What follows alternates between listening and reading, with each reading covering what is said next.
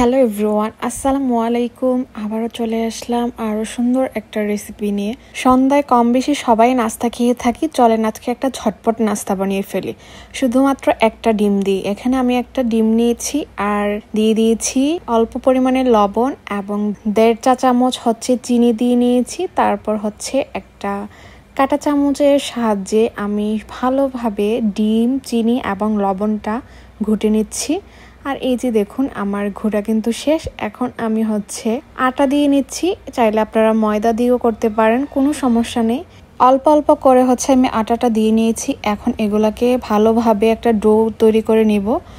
তো আমরা কিন্তু চাইলে বাসায় খুব সহজে শুধুমাত্র একটা ডিম দিয়ে এই মজার নাস্তাটি তৈরি করে ফেলতে পারি।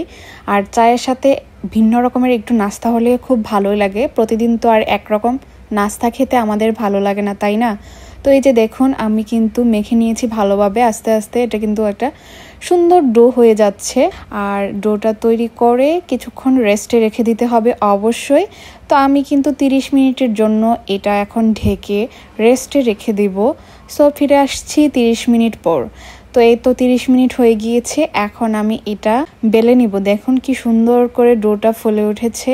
আর আপনারা চাইলে কিন্তু বেকিং সোডাও দিতে পারেন, আমি কিন্তু এসব কিছুই দেইনি। সো এখন হচ্ছে এটা বেলে নিব। আর বেলার আগে অবশ্যই আপনি যেটাতে রুটিটা বেলবেন সেখানে অবশ্যই একটু তেল লাগিয়ে নিতে হবে, যাতে করে খুব সহজে হচ্ছে ডোটা উঠে আসে। না হলে কিন্তু এগুলা উঠানো যাবে না, খুবই কষ্ট হয়ে যাবে। অবশ্যই এটা মনে করে তেলটা লাগিয়ে নিতে হবে। তো এখন আমি একটু আলতোভাবে মথে নিচ্ছি।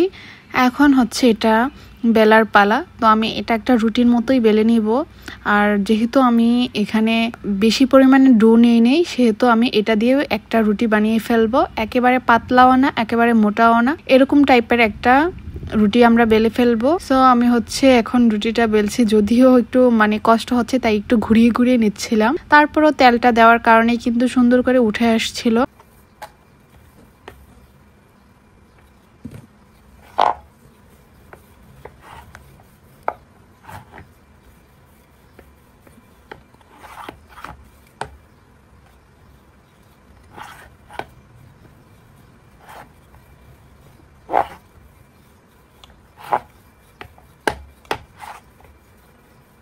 আমার কিন্তু রুটি বেলা শেষ। এই পর্যায়ে হচ্ছে এখন আমি এটা কেটে নিব একটা ছুরির সাহায্যে। লম্বা লম্বা করে হচ্ছে আমি কেটে নিচ্ছি। আর এটা অবশ্যই আপনারা চাইলে নিজেদের মতো ডিজাইন করেও কেটে নিতে পারেন, কোনো সমস্যা নাই। তো আমি হচ্ছে সময় বাঁচানোর জন্য এমনিতেই হচ্ছে কেটে নিচ্ছিলাম লম্বা করে, তারপর আরো ছোট ছোট করে নিব। এই যে এখন আবার এইভাবে আমি কেটে নিচ্ছি।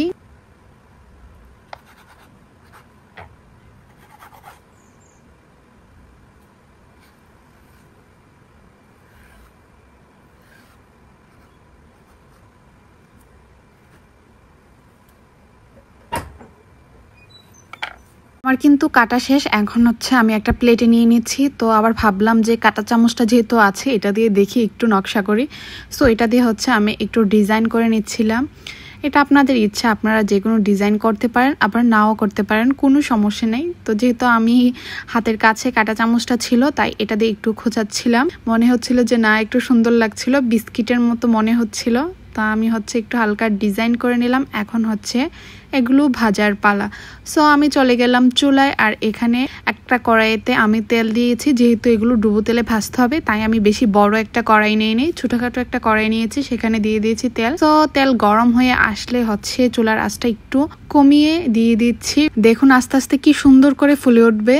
আমি কিন্তু কোনো রকম বেকিং পাউডার কোনো কিছুই হচ্ছে ব্যবহার করি নাই, এমনিতেই হচ্ছে এগুলো কি সুন্দর ফুলে উঠেছে। মিডিয়াম টু লো আছে হচ্ছে 3 থেকে 4 মিনিটের মধ্যেই হচ্ছে এগুলো ফ্রাই হয়ে যাবে খুব সুন্দর করে। আর একটু লালচে ভাব আসলে হচ্ছে উঠিয়ে রেখে দিব। তো হচ্ছে কি সুন্দর করে ফুলে উঠছে, আমার কিন্তু খুবই ভালো লাগছে এগুলো দেখতে। আর দেখতে যেমন সুন্দর, খেতেও কিন্তু খুবই টেস্টি। খুব সহজে আপনারাও বাসায় এই রেসিপিটি বানিয়ে ফেলতে পারেন।